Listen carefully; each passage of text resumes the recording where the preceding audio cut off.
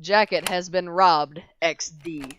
Robbers pick the lock to his working office and enter the hallway to find Jacket's studio.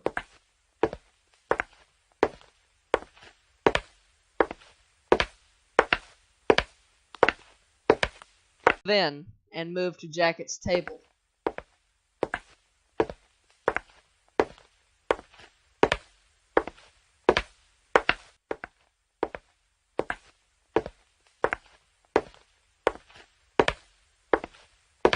They steal the script of the 8th episode.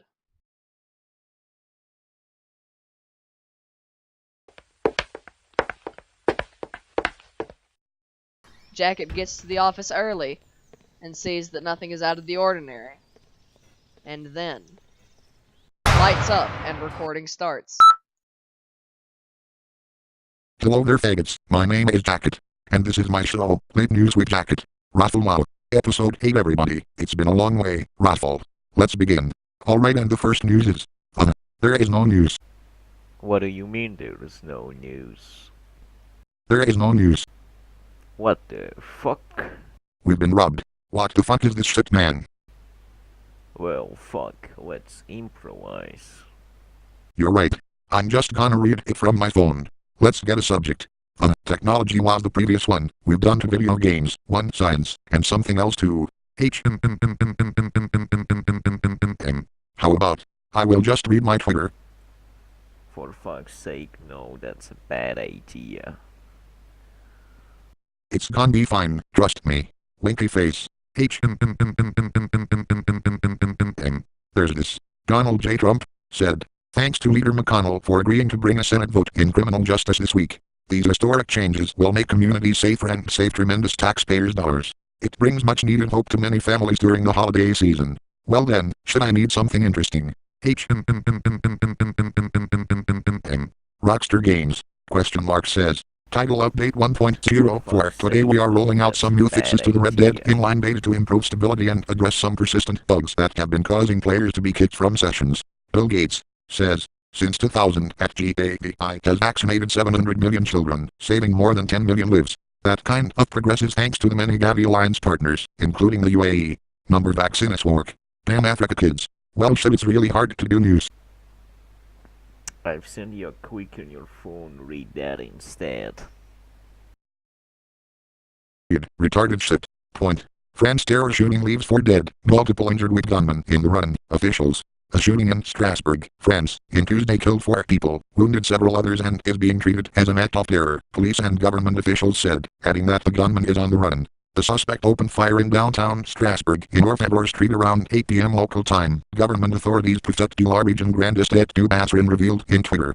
The gunman is known to police and has a criminal record, Interior Minister Christophe Castaner told reporters. The suspect was shot and wounded before fleeing the scene, police officials told the Associated Press.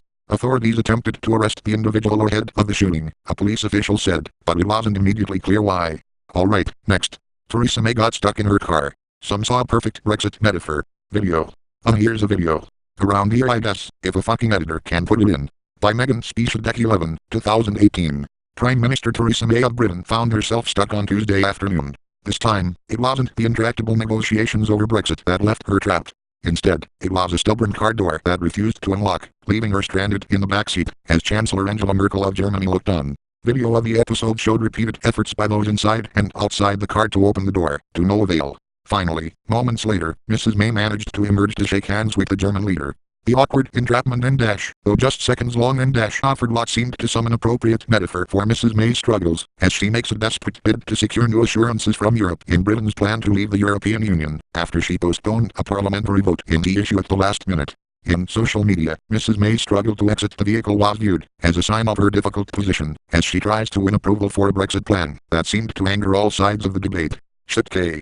Next thing is gonna be about McDonald's. Raffle wow, I'm kidding, it's about senators to try formally condemning Saudi Crown Prince for journalists killing. Sections The Washington Post. Democracy dies in darkness. Try 1 month for $1 in power. Post senators to try formally condemning Saudi Crown Prince for journalists killing. Senator Bob Corker, R10, in Deck 4 said, if Saudi Crown Prince Mohammed bin Salman were before a jury, he would be convicted in 30 minutes of murder. The Washington Post.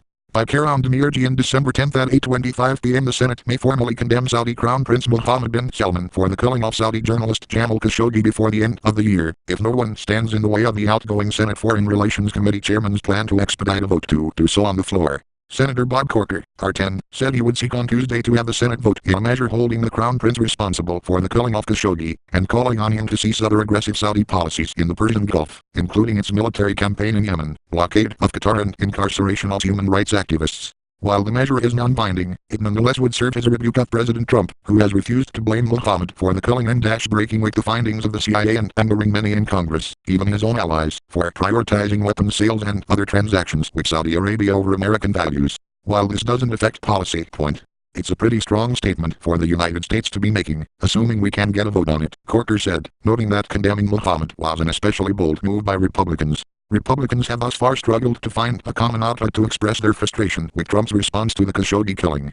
Late last month, 14 Republicans backed a procedural motion to advance a measure curtailing U.S. support for the Saudi-led military campaign in Yemen.